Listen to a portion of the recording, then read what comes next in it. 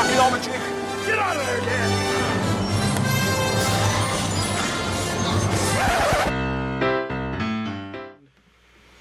Alrighty. Hello, everyone, and welcome to episode... I was going to say 128, but it's only 28. We haven't been going that long. You say that. You call this archaeology. And welcome, junior archaeologist. Yes. I am doing the usual... I'm actually posting to a few more locations here. Really? But I'm doing the usual 30 seconds behind to check our audio, because Ooh. that's what the lag is for us right now. Oh, man, you're not wearing your... Wait, you're wearing your APN hoodie? I am indeed. Oh. Is that what this... That's what this is called. I keep forgetting what these are called. Wait, what have you been calling it? I don't know. Sweatshirt? Well, I mean, it's that not too. a sweatshirt, is it? It's more of a hoodie, isn't it? Yeah. Yeah. I'm definitely wearing my APN hoodie. Darn it. You know who else just came out with merch, by the way? And I don't hear us at all. Really? Yeah. Oh. We're not plugged in. Oh, no, You we're didn't not. grab the thing. Oh, shoot. Hold on. You said you were going to plug that in. Oh, shoot. Damn it. Wait, which one is it? It's this here, and it's back there probably. Oh, shoot. All right. Yeah, I think it's this. Oh, thank God. All right. Okay. Wait. It's wrapped All around right. the thing. Guide me in. Make sure I got the right one. The one on the left. There you go. Okay. Alrighty. Now So now everybody we're can live. hear us. Alrighty. Damn it. I enjoy that part, though. Because now they didn't hear us talking about other people's merch. That's right. All right. All right. Now, welcome to episode 28 of You Call This Archaeology. And welcome, junior archaeologist. That's right. And now you're like 2 minutes behind. Oh my God. Hey. Hey, and the audio sounds okay. Wait, does? So yeah. Oh, that's thank good. God. All right. All right. So I'm gonna take these off. Shoot. Oh, well. Okay. That's over. So what the hell's up? I got a lot of things. I know. Me too. Yeah. Yeah. Like, let's start with the little things. Okay. Like the littlest things. Like, you didn't bring your backpack down. Oh, my backpack's behind you. Really? Actually, it's still there from when I was here earlier.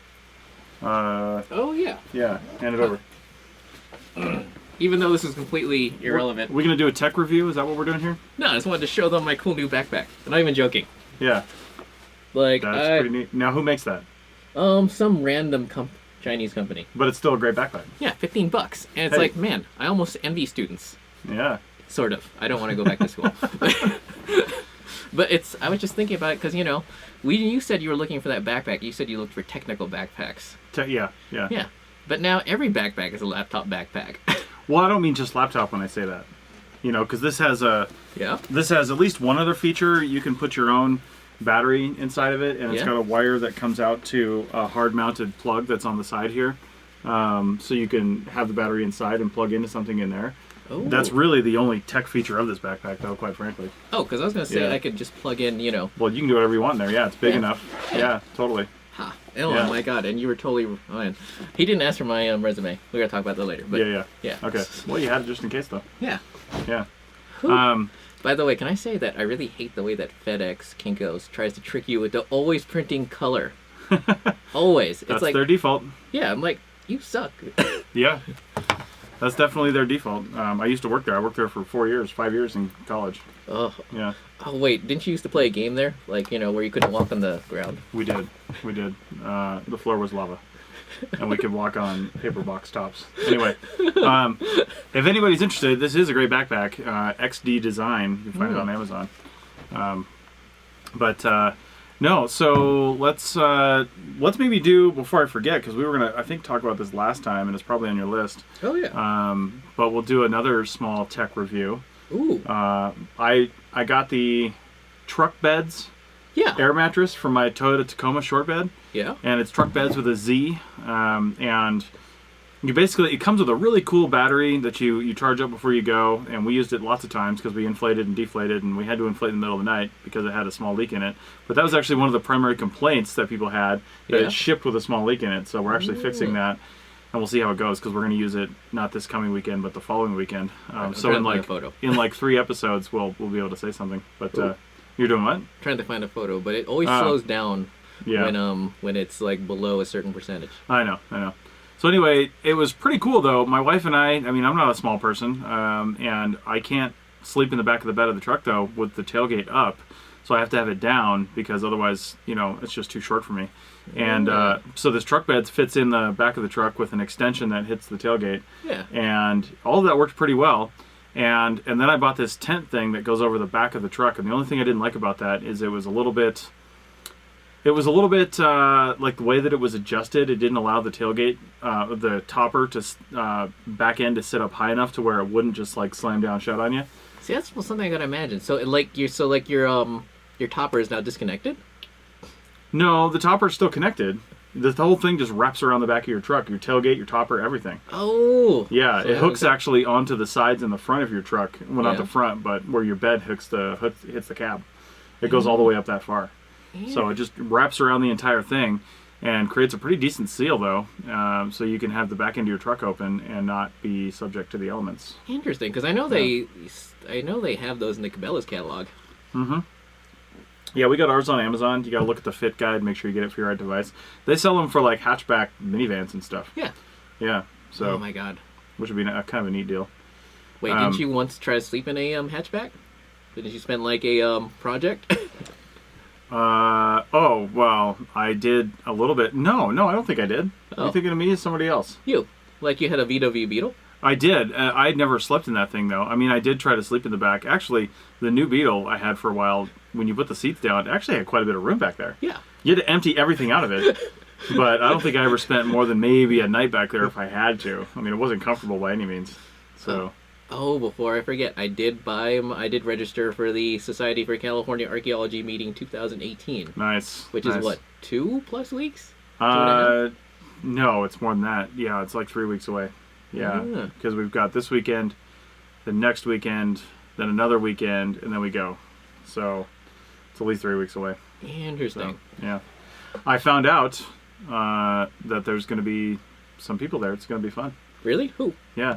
Well, I'm going to be there with the Archaeology Podcast Network. Richie's going to be helping me out with that booth. Yeah. Primarily because I'm going to be splitting time between the APN booth at the SCA and the Wild Note booth. I'm now, as of the end of last week, officially we were trying to come up with a title. I suggested CRM Archeo Ninja as my title for the business card, but they wouldn't go for it. Actually, one of them liked it. Brandon liked it. Yeah. I'm the CRM client specialist, I think is what we're calling it. So basically, I'm doing sales for Wild Note for archaeology site recording application. By the way, even though I realize it's super late. Oh yeah, I probably can't see that. Yeah, get up close. Get up close. Oh wait, actually you can see kinda that pretty well.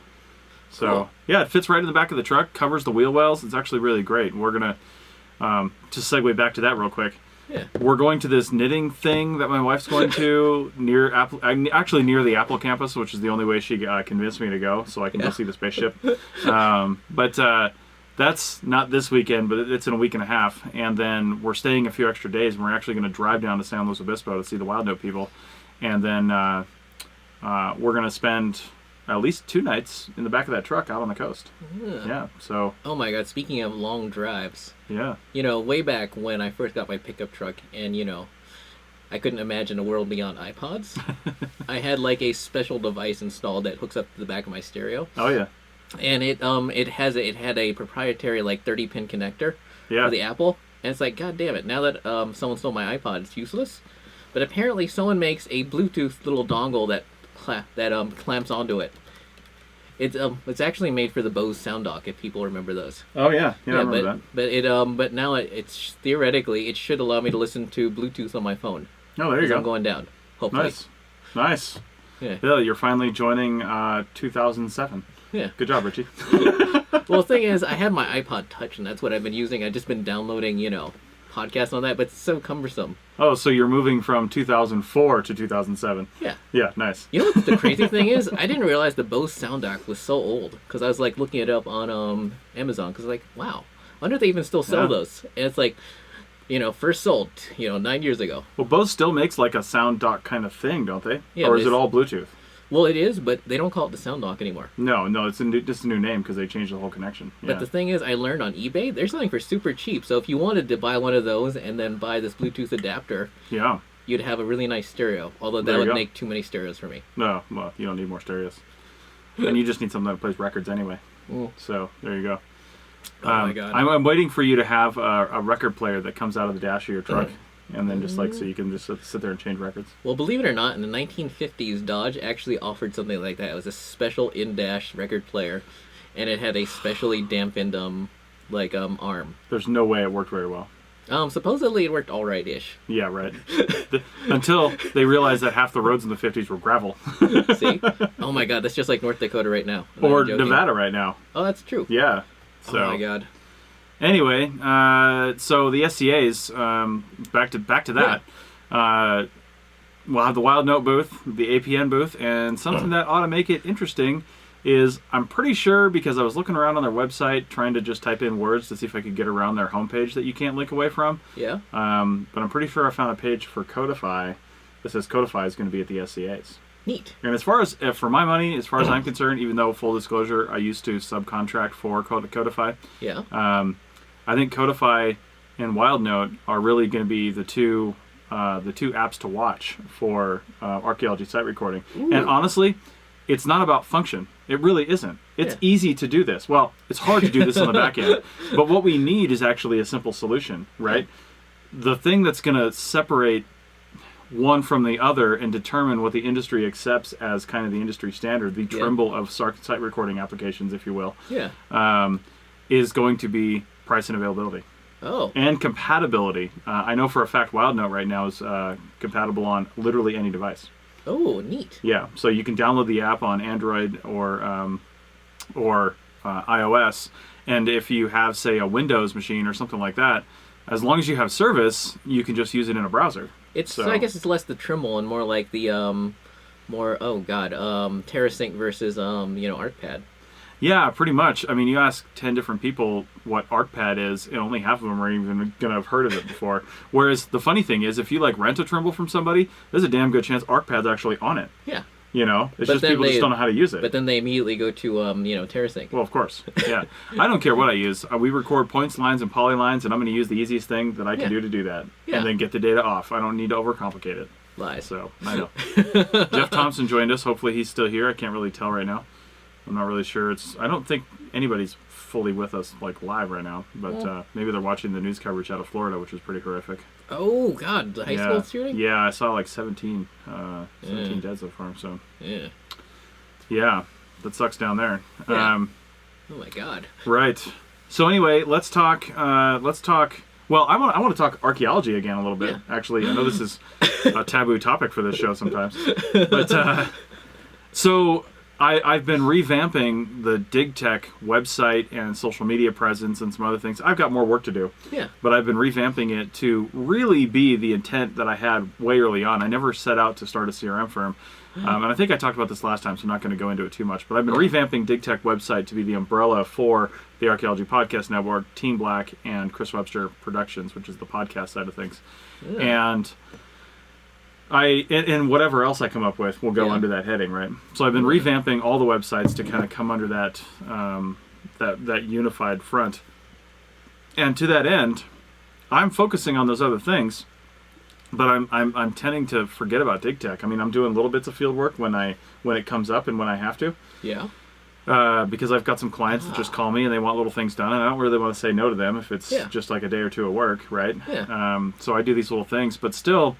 I feel like honestly, I feel ethically responsible to do the public archaeology and the digital stuff more, because I feel like I'm taking work away from people who just want to do archaeology when I'm just doing these small projects. That's what I hate about your small mom and pop companies. Everybody thinks, well, I'm going to improve my life by just starting my own company. And now you're just all fighting for the bottom. You're all just fighting for the small crumbs that are left when the big companies don't want that project. True. And so I figure I'm going to actually try to give work out to some people. So I actually contracted a couple of friends of mine who are in a more flexible situation right now, as people are in this sort of time frame. Yeah. And I'm getting them on my permit. I just submitted that today. Ooh. And anything, now they can help me look for proposals. I told them, I said, listen, we're not paying for proposal writing, but if we get a project in, I only want maybe 15 or 20%. Plus payroll expenses to come off the top and to go to DigTech. Yeah. So I could, because I'm paying for the insurance. If they need a vehicle, they can take my field truck out, which is my truck. Yeah. Whatever needs to happen, it's all covered under the company, and they're basically employees, but they're temporary part-time employees. and it's up to them to find the projects. I mean, obviously, if I see anything, I'll pass it on. They can write the proposal. Yeah. But it's really a vehicle for a couple of really good archaeologists to really work for themselves and do their own thing and not have to worry about the company infrastructure required to do that. Oh, now they can start that rental, that equipment rental company. I don't know if they're going to do that underneath the Dig Tech heading, but, you know, who knows. That's still a good idea, though. Mm-hmm. Hey, Jeremy Brunette joined up. He's out of New Mexico. Probably see him at the SAAs. So he works at Los Alamos. Really? Yeah. Neat. They were doing some really cool things with creating like an application that's really kind of a video game model where you walk around the original like Los Alamos town that they had set up when they invented the atomic bomb. And it's kind of a cool thing. I remember seeing that at the SHAs a few years ago. Oh my god, it makes me think of those glasses you keep playing around with. Well, my cheap VR goggles. Hey, Jeremy says hi. Oh, hey there. Oh my god, have you watched Tested today? No. At all. Oh my god. Well, the YouTube channel Tested, they were playing around with a new drone called the Skydio, if you've heard of it. I have not. It's the first fully autonomous follow-you drone that actually works. They were like in a wooded area in San Francisco at a park. Yeah. And the hosts were running around trying to lose it, and the thing kept following them. Oh my god. And the best part is that it obviously from behind it's not so hard, but it was doing predictive flying ahead of them. Nice. Yeah. The only problem, of course, at least for right now, is the fact that there's no audio, because obviously it would just pick up the engine noise. None of the drones have audio. Yeah. Because of that reason. Yeah. Yeah. Ooh, but my god, that's so cool. Yeah, that is pretty neat. You know, not to get too far from that, but one way you can kind of get audio on your drone feed is that a lot of drones will allow you, a lot of programs, the higher end ones like DJI, and I think we'll do it, but I know Autopilot is one that I use, an app for iOS. It'll allow you to record the screen. So if you want to keep a running commentary of what you're doing, you can have either a mic plugged in there, or you can just be speaking and your iPad's going to pick it up, and you can record that voice, and it's timestamped to match up with your video. Ooh, well, the thing is, it doesn't sound like it'd be useful for archaeology, but imagine that it's basically a foolproof drone that you can just give to any field tech, and you can probably even pre-program like flight routes, like the survey block. You just like send the person out there, and they just take it out of their pack. Yeah. Well, I've always imagined pre-programming in. Well, you can't pre-program it in the office because of what we need, but what you could do is have some really quick variables that you could adjust on these drones. So if you're standing at the datum, generally that's the centroid of the site, right? That is the mathematical center of the site, right? Yeah. So if you're standing at the datum, and you tell the drone, okay, I've got a site that is roughly this many meters by this many meters, north, south, east, west. It knows where it's at. It knows it's taking off from the datum. You just have to write a few lines of code for this, and then have it take off. And it knows it's got to take. I want to not just do the oblique site overviews like we technically do now, except we do them from ground level. Yeah. I want to do a few obliques, at least two, but then I want to do if the site's of a maximum size, because if your site's a 2-mile long linear, you don't want the drone to go 40 miles up in the air. It won't even do that to get the whole thing in the shot, right? But if your site's only like 20 by 20 meters, it can go up a certain distance that it calculates from ground level to get the whole site boundaries in and get a straight top-down shot. Ooh, or I was going to say stitching. Well, you could do that, but it'd be better to get it all in one shot. Oh, by the way, Skydio's test bed, guess what it was? They showed footage of a full-size, RC plane, I mean, obviously at home you don't have a site reference, but Chris knows like the size of like a gas-powered plane. Yeah. And they had it chasing someone through a parking garage at like almost full speed. That's hilarious. Yeah, it was crazy. Yeah. It's like, man. And then, if you can apply that technology to being stable in all weathers, that'd be crazy. Sure. Yeah. I mean, DJI or someone's going to copy it at some point. I know. That's cool though. I mean, right now it's like 2,000, 3,000, but as soon as it comes down, you're going to see it out there. I mean, how many archaeology companies have bought these drones, and then the first thing, the first week they're like broken. Right. Yeah, I hear you. Man, that's so cool. Yeah. I can't even believe it. Yeah, it's pretty cool, man. Ryan Scott is in the podcast now, so that's great. Neat. Anyway, so that's where I'm at with that. So anyway, Dig Tech gonna hopefully be doing more archaeology and being a kind of a test bed for all the other things I'm doing. I mean, it's basically a test bed for everything. Yeah, well, that's my intent with it. So we'll see. Hopefully that works. Yeah, I even know a few more things, a few more tricks up my sleeve now, thanks to that interview I did. Yeah. So your side hustle, what'd you have today? Let's talk about that. Oh my God! Well, I sent I should rewind to the beginning and say that I was walking around Midtown, which is where we are, which is where the collective is. It's in Midtown Reno, and I was walking around one night and I saw this agency, and I'm like, oh neat! I should look them up and send in a resume, and I did. Mm-hmm. And they're a digital marketing firm. Yeah. Yeah. And they got back to me and they're like, hey, come in. Yeah. Let's talk shop. And I'm like, neat. And so I did. And, and you didn't think it was going to go for the full hour, but it actually did. Now, let's back up, though, because we talked about this yesterday. You said that they said, hey, come in, let's talk shop. Yeah. And it was very clear to me that this was not an interview. Yeah. And he basically said, we don't have time for an interview, but let's come in and talk shop, basically, right? Which we did. Richie did. And what I told Richie was, I mean, if any, you might be sending out cold resumes or something at the end of the field season right now, at the end of the off season right now to different companies, and somebody might not have something, but they don't know you, and maybe they want you to come in and just see how you guys get along before they waste their time on an interview. Maybe they've got some time to just say, hey, we don't have any work right now, but come on in and let's have a chat. Yeah. That's an interview. Yeah, and they didn't say it was. He said the same thing. He's like, and now the next time we have a job position up, I'll probably remember your name. Yeah, exactly. Yeah. So it's good to make that contact. Yeah. And it's like, oh my God, I was telling him, it's such a contrast to when I was trying to break into archaeology, where you're just used to people just through emails just disappearing down a hole. Oh yeah. And he's like, he's like, why be like that? Right. Why not pre-interview people? Yeah, essentially. Totally. And why make it so hard for people to break in? I know. Yeah. Justin Hertz joined us, and Justin is not an archaeologist, but Justin is my first client from Chris Webster Productions, and his new show is just released, and it's fantastic. It's called the Just Hertz So Good Show, and Hertz is Hertz. So go check that out on iTunes, and it's a pretty fun show, actually. Interviewing. I listen to a lot of business and entrepreneur podcasts, and that's exactly what this is. Yeah. So, he started with a couple of friends of his, but they're, business people and entrepreneurs in their own right, and it's a really good show, helping people, he's good at extracting the information out of them, pulling out, what drives you, what gets you going, what's your daily routine kind of thing. It's a good show. I like it. Oh man, although I probably shouldn't, recommend other podcasts right after that, but oh God, what was it? Oh, The Brutal Truth About Selling? Yeah. That's another one I listened to that's really good. Nice. And a few others, and obviously you and I both listened to Art of Charm. Yep. Which is rebranding as the Jordan Harbinger Show. Yeah, so just in case you're wondering what happened to Fan Mail Friday like I was. Yeah, who knows where that's at. Maybe they had to change their entire feed and we got to resubscribe. So darn it. I'm not really sure. We'll have to look that up. Oh, by the way, I was really impressed by Justin Hertz's, podcast logo. That's a nice one. His logo, and have you heard the show yet?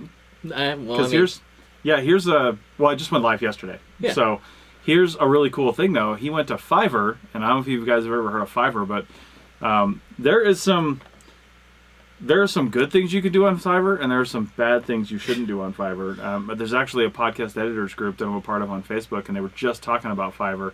And there are people offering podcast editing for virtually no money, but the quality of the editing is something to be desired. They're basically just slapping on some things and charging you $5 or $10 and calling it good. But if you want really, it depends on the type of show you're doing, what the quality of editing that you want, right? Yeah. Do you want any sound design? Do you want any, anything like that? If you don't want anything like that, then sure, maybe go something like that. But one of the things Justin did do, which I thought was great, his logo was designed on Fiverr, I believe, and then his podcast music.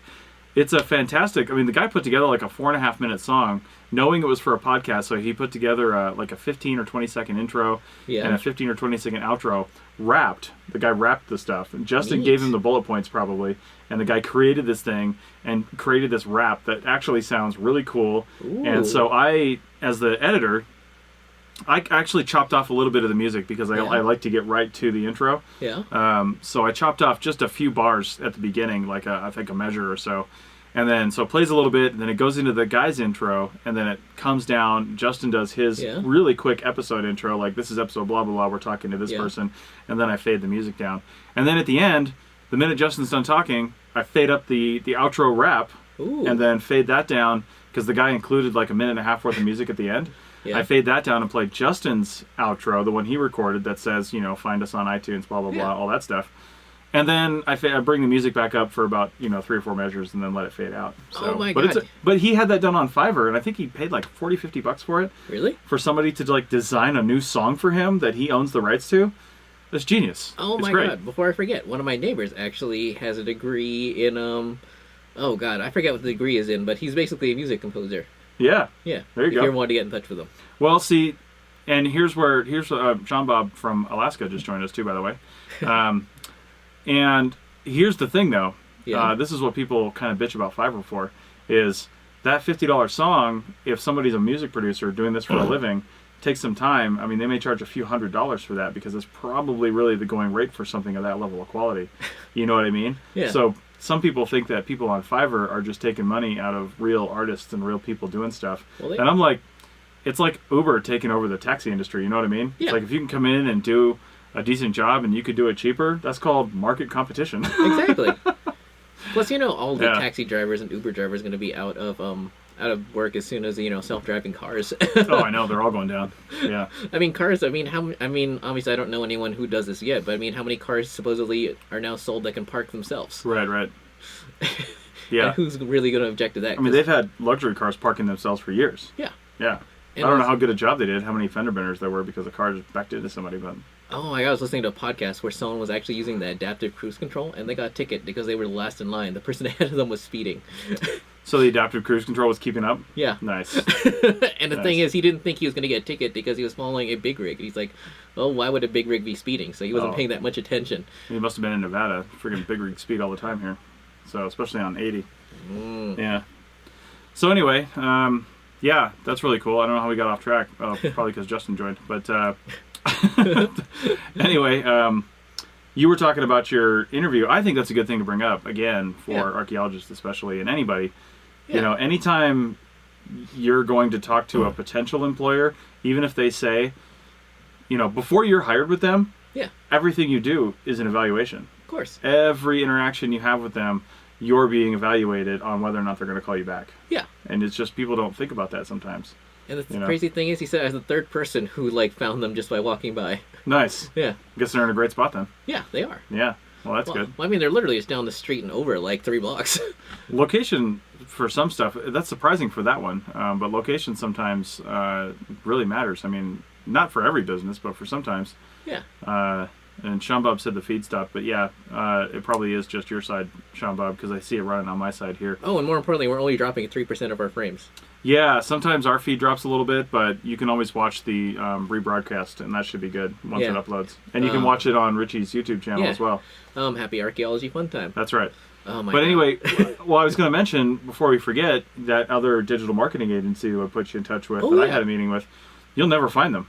If you don't know their address, there isn't a huge sign, and it's in a concrete fortress, and you got to know where they're at. It took me a second to even find them in the building. I thought maybe they were downstairs. There was no indication. It's actually upstairs, and it's hard to find. But again, they're not the kind of agency that you're going to look for to walk by. It's not a window shopping agency. It's a digital marketing firm. You're going to find them online. True. So interesting. They do have a very interesting website, though. Yeah, the e-media, we can mention them. They want to be mentioned. Oh, really? So, yeah, why not? Oh, interesting. It's not secret. Yeah. Yeah. Oh, well, then the other agency I was talking to today is called Rhino Hub. Rhino Hub, yeah. Yeah. I mean, these are digital marketing firms. Their whole point is to be out there and noticed and recognized. Well, it's true. The way we had to, we had to check in from that, was it the social media? Oh, thing? right. Yeah. Wait, did we ever talk about that? No, I don't think so. We went to a social media meeting right here in the background here. It was kind of a workshop that was put on by one of the guys who runs a social media firm here at the Collective. So I think we talked about that a little bit in the fact that we were going to go to it because it was after this, I think. Yeah. And the only point I was making is anytime you can get some free training in something, no matter what it is, just go to it. Yeah. Learn something. Yeah. Oh my God. Especially now that it's the depths of winter for most field techs. Yeah, totally. Buy a book on GIS. And teach yourself how to do it. Read it. Watch some YouTube videos on it. Yeah. In the middle of watching fail videos, watch some stuff that makes sense. Like, Yeah. how many field techs do I know who sit around and sit on their couch and drink beer and watch Trailer Park Boys? Right. Totally. Yeah. So, what else is on your list, Richie? Oh man, other than like weird computer woes. Yeah. It's Oh my god. It's always like tough editing one. video is so hard. It's like, god damn it. Like, I mean, to tell people what at home what happened is I was going to upload a few videos this week. And I was trying to render one video, and these video and audio don't sync. Mm-hmm. Even though the raw file, when you look at it, they sync perfectly. Oh yeah. So now I have to do something the whole reason I went to Premiere, so I didn't have to transcode video again. Right. Because that takes a lot of time. Yeah. And it's like, god damn it, fine. Be that way, computer. I know, but that's a skill you learn that you're using, right? True. So, Oh my god. Like, there's so many things that I'm working on that I just can't show people because they're like on my computer and stuff. I know. Like my new channel trailer for my YouTube channel. I'll tell you what though, in reference to your computer problems, I love having problems. I mean, it's frustrating in the time. Don't get me wrong. Yeah. But I get so many people contacting me saying, "How do I fix this? How do I do this? How do I do this?" And I'm glad that half the time, because you and I were somewhat power users on the things that we use. Yeah. We use more than most on some of the things we do, and we have to answer. I'm frequently answering questions for people, and I've already experienced the glitch or error that they're talking about, or I screwed up in some way, Yeah. and I appreciate that. So I see every. I try to see, again, I'm not saying I don't get pissed sometimes when something goes bad, but I try to see every failure or complication, especially like some of the software we're using with recording for the APN now, Zencaster. It's got its issues, and I'm trying not to get frustrated with it because it's still giving me the product I desire. Yeah. I just have to learn the idiosyncrasies of the software and how to make it work best with what I'm doing.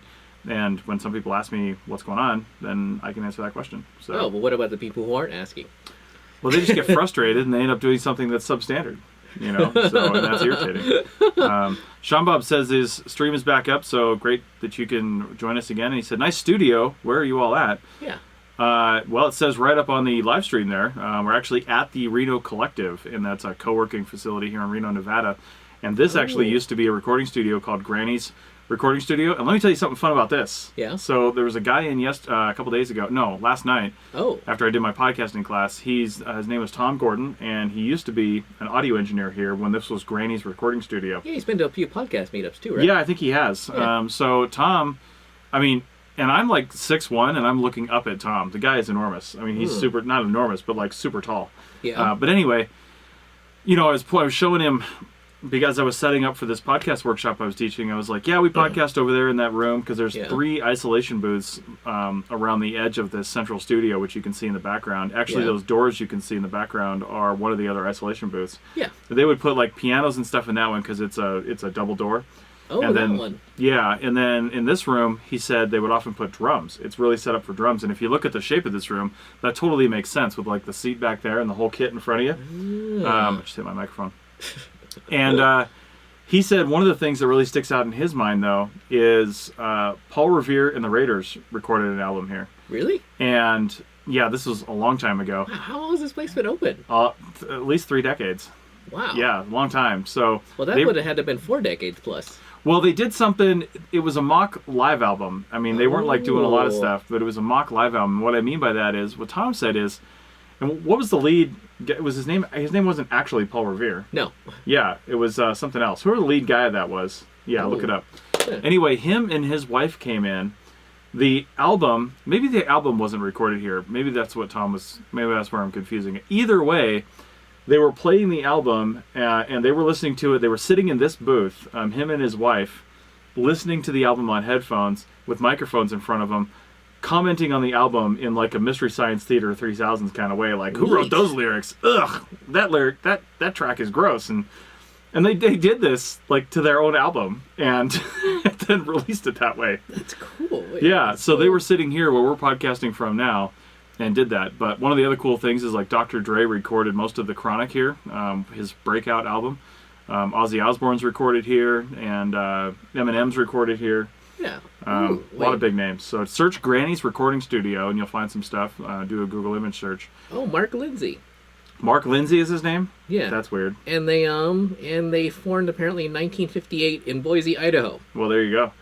Yeah. I don't know how long officially this place has been around, but Tom Gordon would have known. He remembers it, so... Well, I mean, I assume this guy. wasn't always a studio. I mean, this building's kind of old. No, it was built for this. Really? It was built to look old.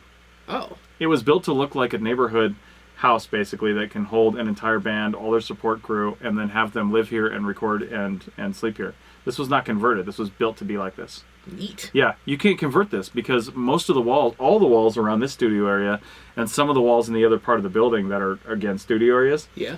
they're cinder block filled with sand Oh. for sound dampening. Neat. Yeah, you can't convert a building for that. You have to tear it down if you're going to do that. Ooh. Yeah. Oh my God! Before I forget, did you want to talk about your 3D printer woes at all? We switch into that? Yeah, sure. I burned up a motor in a free 3D printer, actually. I mean, did you actually burn it up, or was it just like you're just the person who was using it while it burned out? So, two things. One, maybe. And two, maybe. No. So the printer's like 3 or 4 years old. There's a lot of prints that have been done on that printer. So the motor's never gone bad on it. So the guy that actually owns it, who loans it to us here, he said that, it might have just been due. But then at the same time, I was printing something that was real small, had a lot of detail in it. I chose the extra fine setting on the export, so it was doing a lot of really fine work with the printer head. And he said there is a chance that could have burned it up. That's not very funny, Richie. Yeah. No, he said there is a chance that could have burned it up. So, and it wouldn't have burned up a new motor. It's just too much stress for an old motor, So he's got a new one on order. They're only like $30, $40 really? bucks. Yeah, they're pretty cheap. Oh my God. I mean, this printer new is like $3,000, but you can like buy all the parts for it for half of that. Yeah, well, I mean, it's amazing. Like, if you're willing to put together a printer yourself on Amazon, there's like super cheap 3D printers that will, once they're assembled properly, and that's the important part, properly. Yeah. They do fantastic work. Yeah, totally. By the way, is this something you want? Is the thing you were printing up something you want to talk about? Not yet. All right. Not until I have piles of them. You had piles of them. I had like 5 of them. That's not piles. Yeah, we'll see. I'm going to wait a little bit. This is actually debuting. I probably won't mention anything until we get to the March conference at the California conference. Ooh. I want to just debut it then. And did I actually bring a little one in and talk about it? No. Oh, okay. At all. Well, anyway, I'm going to wait until then, and then maybe we'll do, since Richie's going down with me, maybe we'll do a special Facebook Live from the booths. I think we'll have to do that. Yeah, we'll definitely do that. Oh my God. God, I really wish I was really pushing hard to like get the You Call This Archaeology shirt done by then, but that's not going to happen at this rate. I mean, all we need is the design. In the next week or so, I can upload it and then have them drop ship a few. So it's actually not that hard. You just need the design. I know. Yeah. So that's the reason why not to spoil things. That's the reason why I also wanted the Kimball guide. Yeah. Even though there aren't as many illustrations in that as I thought. Yeah. Which is a shame. No. Yeah. Anyway, so we didn't have like an ad break. We haven't been doing that lately, but I will note, go over to arcpodnet.com/shop. There are some images there. Every one of those will take you to the same place. It's our Public store, and there's just some really cool stuff on there. Yeah. So I actually want to order just like a few more iPhone cases. They're only like $25. And you don't have one already? No, I don't have one from our store, and I want to order one from with each one of our logos so I could like just swap them out in the morning and put a different one on. Yeah. So, and I'm curious because they have like a slim one and they have I don't know if they call it rugged, but it's more like a thicker one. None of them are rugged in the sense that archaeologists need to use the term. Yeah. None of them are like waterproof, dustproof. I mean, it really is like this case here. It just protects it from impact, So, yeah, that's the level of quality you're going to get from that. Oh, it's kind of like my Kindle case. Yeah. Yeah, it's just designed to protect from that first impact so the case doesn't crack. Yeah, I mean, I don't trust anything but otter boxes. I know. Otter boxes aren't necessarily waterproof either. Some of them are. But they're good enough. Yeah, they're good enough. They're good enough for most of what we do. I mean, oh God. Is LifeProof still around? LifeProof is, but they've taken away support for some of their products. Some of the products I think that they think aren't selling very well or Apple might pull, like the iPad mini. They don't sell an iPad mini case anymore. Well, they don't sell the Defender case for it, which is their fully waterproof one. They might. I haven't looked because I don't care, but they might sell some of the cheaper ones for it. Oh, by the way, since I wasn't able to listen to it last night like I normally would have enjoyed to, would you like to preview CRM Archaeology Podcast 130 so that I can find out how how well the Goal Zero stuff worked? Because I was curious about that. Yeah. So the episode 130 released this morning, a little later than it usually does because I screwed up on the upload, and so that's totally my fault. But episode 130 released, and Bill White was building on the conversation we had in episode 129 where he talked about working in St. Croix over the winter with the Society for Black Archaeologists and two of his colleagues. And they were working in an area, and St. Croix was still suffering from massive hurricane damage from the fall. Just like Puerto Rico and a lot of the islands around there, they were all suffering from that. So there were some infrastructure issues. I mean, in general, they had power, but he came down there with the assumption that they wouldn't. So he had like some solar panels, and he had his Goal Zero Sherpa, which is a portable battery pack kind of thing. And he said it all worked really well. He used them as though he didn't have power. And all that worked really, really well. And we had a great episode actually talking about it, because people think it has to be all paper if you're in an environment where you don't have power. But there's a damn microphone. There's definitely ways to. You just have to plan for it. You know, it's like we don't even think about it when we say, oh, I'm going out into the middle of the Great Basin and it might rain, so I'm going to make sure I have a four-wheel drive vehicle with a high clearance. That's just a piece of equipment we bring out. We're not going to drive a Honda Accord out into, the middle of the Great Basin. And yet that happens. Yeah. But for field work, we're like, we need the right tool for the right job. And if you're digitally recording, already you're using the right tool for the right job, because if you're not, the cost isn't losing your tablet, or the cost isn't, destroying your tablet through rain or mud or something like that, or having your tablet not work because it ran out of power. The cost is hours and hours and hours and hours and hours of typing up your site records. That's the real cost. Everything else is cheaper. Oh, before I forget, just to bring it back around to like the fuel tech level. I was actually using a Goal Zero, one of their larger sort of folding solar panels to charge my battery packs, so that at night when I because when I was camping, there was we were dry camping. Is that the Boulder? That's the one Bill used. It's the one. It's the soft pack. Okay. Because the Boulder is the hard one. Oh, right. But anyway, and it would charge. It would charge these battery packs during the day, and then at night I could get like 1 or 2 charges out of each battery pack, to charge up my phone. Nice. Yeah. So I didn't need any power, because I know some people, what they do is they just let their car run for 2 or 3 hours every night to charge up their stupid phone. It's probably quieter than a generator. Yeah. I mean, especially here in the Great Basin, there's a lot of sun during the day. Yeah. As long as you put your solar panel in the right spot. Yeah, and you don't even, if you set it up to where it's like a midday condition, wherever the sun is going to be in the middle of the day for your time of year, set it up to where the solar panel's 90 degrees to the sun at that point. That way you'll get maximum effectiveness throughout the day. Obviously, the best way to do it was to keep your solar panel 90 degrees to the sun the entire day. But since you can't be there to move it, better than nothing. You know what's interesting? I was checking out the Goal Zero site last night. Man, they have so many different products. It's crazy. They got a ton of stuff. Yeah. They were a little shaky when they first came out because some of their products weren't very good. Oh, you're telling me? Yeah. Because I bought a whole bunch of them. I know. You were an early adopter on that, and I remember you complaining about some of their stuff. Yeah. Yeah, but they've really stepped it up, I think. Thank God, because the first thing I bought of theirs, the first thing I bought that was good was their speakers. Their speakers have always been really good. Mm-hmm. But they had this little thing that allowed you to charge AA batteries. Oh, yeah. That was completely 100% useless. Let's throw it out the window, useless. Takes weeks to charge your batteries. It never charged them, ever. It never charged the ones that it came with, because it came with Goal Zero batteries. Never charged, any of the other ones I bought. Nice. And yet, when I plugged it, when I plugged these same batteries into my truck, and just drove along, it worked fine. Oh my God. It's God damn it, you suck. I know. Nice. Well, we've got about 10 minutes left.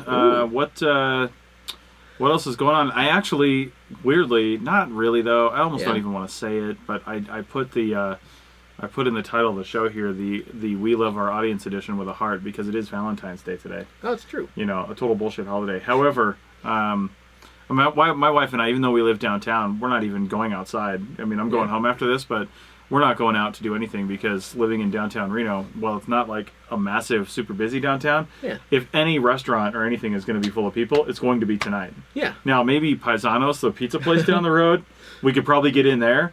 I'll tell you what, if you're in Reno, go to that place. You can get a slice for $2. Oh, well, there's that place, but then there's also, What's that good place? Like Noble Pies or something? Yeah, they're a lot more expensive, but they're still good. Yeah, Yeah. they're really good. Yeah. But anyway, we're staying in. We're gonna watch the Olympics on our pirated NBC Sports account. Yeah. And with the password we got from our sister-in-law, from my sister-in-law, for her cable service, because we don't have cable. So we downloaded the NBC. I'm very interested to hear how people are watching the Olympics, because most people these days are cord cutters. Yeah. And how are you getting it? Because NBC's got pretty much a lockdown on it, and unless you're watching replays on YouTube or something, we're using the NBC Sports app on the Apple TV, logged into her account. And I'll tell you what, for a company like NBC, total trash. Like this app is complete trash. It locks up. It doesn't allow you to fast forward and rewind sometimes. We're constantly having to kill the app and start over again. Oh wait, Complete junk. Does the CBS subscription you have, does that have an app?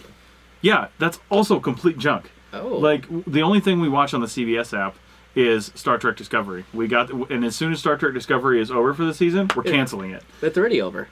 Is it done? Yeah. For the season? Yeah. Son of a bitch. Wait, you didn't watch the last episode, so we can't talk about it? No, I'm sure we did. We watched all the current episodes. I just assumed they were taking a prolonged break and they were coming back for the spring. No, wait, so at what point of the story are you?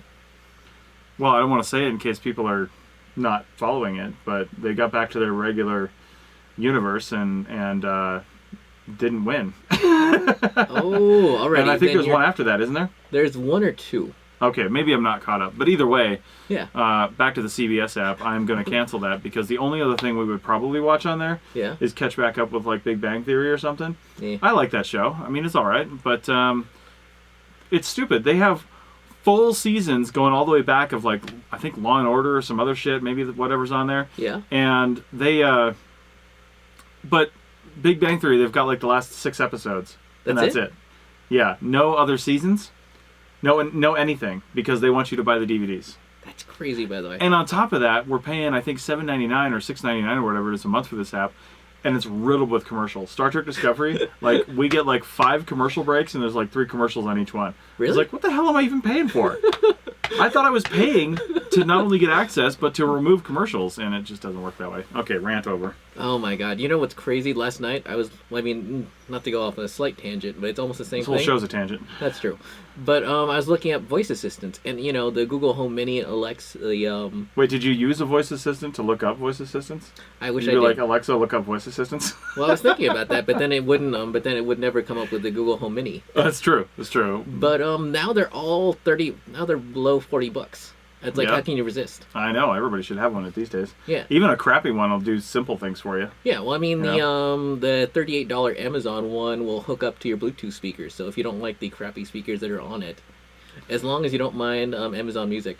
Well, here's a question. Yeah. I'm not really certain why these, like Google Home Mini, the Alexas, the Dots, all that stuff, why these things are becoming so popular. Because did everybody not know that their phones actually do all this stuff too? Yeah, but you can't call out to things. What do you mean? Like you can't just walk to your house, into your house and say, "Computer, turn on the lights." But I can. Can you? Yes, with the Apple TV hooked to my system, the Apple TV actually controls other devices in my house. So, and I know that's an extra piece of equipment, but I can say into my phone right now, "Hey Siri, turn on the living room lights." Done. And the lights in my living room just turned on, and they're Yeah. a mile and a half to the north of me. Okay. Yeah, but can you ask Siri to play the Marquise Brownlee YouTube Okay, channel? but here's the thing: I can't ask Siri on any device to do that, right? So, and the point is, with Google or Alexa, sure you can ask it that, but can't you just do the same thing on your phone? That's lame. But that's my point, though. Did people forget that? Why? I'm not saying that it's the best way to do it. Yeah. But it's almost like people are experiencing this for the first time, not realizing the device in their pocket has been able to do it all along. Yeah, but that's still lame. I just don't get it. I mean, trust me, I want one. Yeah, see? I mean, I'm Apple, but I'm probably going to buy like a Google Home or at least a Dot or something so I See? can have it do things for me because I love the thought of digital minions doing my labor. But See, and Yeah. you can say, "Okay, Google, heat up my coffee through my Ember cup." yeah, but they need the API to allow that, and they don't yet. So Oh, really? I would want that very much because what I really want. Because my office mate Mike, and I don't think he's watching, but in case he is watching and did see this, I want, when my coffee is at optimal drinking temperature, I want it to send him a text message. Really? Yes, Neat. yes, just to annoy him. So, Oh, he's one of the old-fashioned people. I know. Well, we've only got like 4 minutes left, so we should probably transition to our outro screen. That was your cue, and you missed it completely. I know. It's too late. That was your cue. Oh shoot! Well, it's too late to change that. And we're on the inaccurate screen. Yeah. To boot. So. Yeah, but I did work up something last night. Yeah. Well, that's not good enough for today, Richie. I know. So. Plus, I didn't want to crash this thing today. I know. Wait, did OBS act up when you turned it on today? It didn't. No, I don't think it. No, it didn't actually crash. It was still working. Oh, thank God. So yeah, it was good. But, thank God. I know we're running this show on an old MacBook Pro. At some point, though, as soon as this room has reached its evolution for podcast studio, probably way down the road because these are like $2,000, but they want to put an iMac in here, and have that be helping to control the studio. So I don't see why we wouldn't just do this on the iMac. Ooh. You know, once it gets rolling. Oh man, and you could have like, well, I guess a Nest might be a little too Oh what? A Nest camera might be a little too Well, there's one right up there. Yeah, on the outside, but not one in here. So. Yeah. Yeah. Well, I was thinking, oh man, that'd be a lot of wire to hardwire. Like if they just could have a webcam here permanently. I know. Well, actually, shortly, we had this at our it was kind of a town hall meeting we have every once in a while for the Reno Collective to talk about improvements and what's coming up. Yeah. One of the things they're going to be doing is running, because there's actually cable holes in through all the walls here because because all these walls are wired into the main control room, right? Yeah. So the tubing is there, it's in the walls, yeah. And what they're going to do is they're going to take these panels and they're probably going to try to repurpose them a little bit so they can stay kind of vintage and old, but they want to add other stuff to it, like, you know, Ethernet jacks and things like that are wired into the main system. So they're just trying to figure out what to do and what to put there, because they don't actually work right now. You can't actually plug those in and pick it up in another spot. That's a shame, because a lot of the wiring. XLRs. Well, a lot of the wiring was taken out of the walls. Oh. Yeah, somebody totally stripped this place. So, but anyway, the point of all that is we're going to have Ethernet access to this room at some point, maybe way later in the future, but at some point we'll have it, and then we'll have even higher quality video to put on the stream. Oh my God! Not to go back. Your microphone's a quitter. Not to go back, but my God, it's like I buy one piece for my computer and I realize I need another. Like I was thinking, man, what would be super handy for speeding up my uploading of YouTube would be a NAS server. Oh yeah. Yeah. Because obviously I render on one computer and then upload on the other. So I had a NAS server, render the NAS and then upload the same thing. There you go. And before we go, I forgot to mention Roberta joined us. She's a friend from here in Reno. So, Neat. How's it going, Roberta? Not really Roberta's show. She's not an archaeologist, but like I said, we don't even talk about archaeology on this show. So what the hell? But at least we weren't talking about technology the whole time. Most of the time. There you go. What are you doing? You're going to crash the whole thing. That's interesting. Yeah. Anyway, I think we're going to get out of here and stop the show, and we'll see you guys next time, or we'll see you at a conference. I've got some big-time Civil Air Patrol stuff to do this weekend and doing a bunch of other stuff. In case anybody's watching this, officially today was the last episode of the ARC 365 podcast for a little while. We're going to go on hiatus for a while because the writing is becoming too cumbersome. Yeah. When we build up a bunch of episodes, I might take it weekly or something like that and just put out the content that we have. Yeah. Because we still have some good stuff to put out. So, but for now, the daily version of the ARC 365 podcast is over, which isn't too bad because if I'll have to add it up, but we're pretty damn close to 400 episodes. Just reruns. Yeah. Well, I don't want to do that. I hate reruns. I don't do reruns because on a podcast, your back catalog is always there. That's true. You don't need to do reruns. People can find them easily. Bah. I know. But I mean, it brings traffic. It does, but I don't want just traffic. I want quality content. You can always search our back catalog. It's the new media model, Richie. We're not doing reruns just to get listeners because we have to fill a time slot. What? Everything is on demand. You go to arcpodnet.com/arc365 and type anything in the search bar, and I guarantee you something will show up. So, we have a pretty amazing back catalog of that show. It's our biggest show we've ever done. True. So many different topics, and everything shows up. So, yeah. Man, you really need a better arm. A better what? Better. It's just loose. I don't know why. We need to tighten it up before we start. Loctite. But Roberta had no idea we mentioned her. We mentioned everybody, Roberta. Just keep that in mind. Oh, wait, should I like it? So, yeah, go ahead. Nice.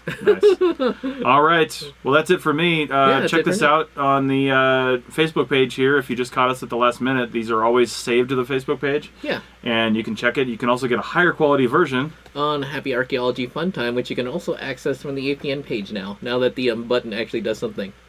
Yes. That used to go to a page, and then I took the page away, and then changed it, and then forgot to reassociate it with something. So yeah, YouTube, Happy Archaeology Fun Time, or arcpodnet.com/YCTA will get you to this site. Or if you just go to the main page, scroll down a little ways, click on the icon, it'll take you right to the page. Ha! And don't forget to sign up for the newsletter. That's right. That I'll hopefully send out again at some point. I need somebody to write the newsletter for me. Volunteer for that, and I'll send you some APN swag. Oh, So, neat. all right. Thanks a lot, everybody. Yeah, see ya.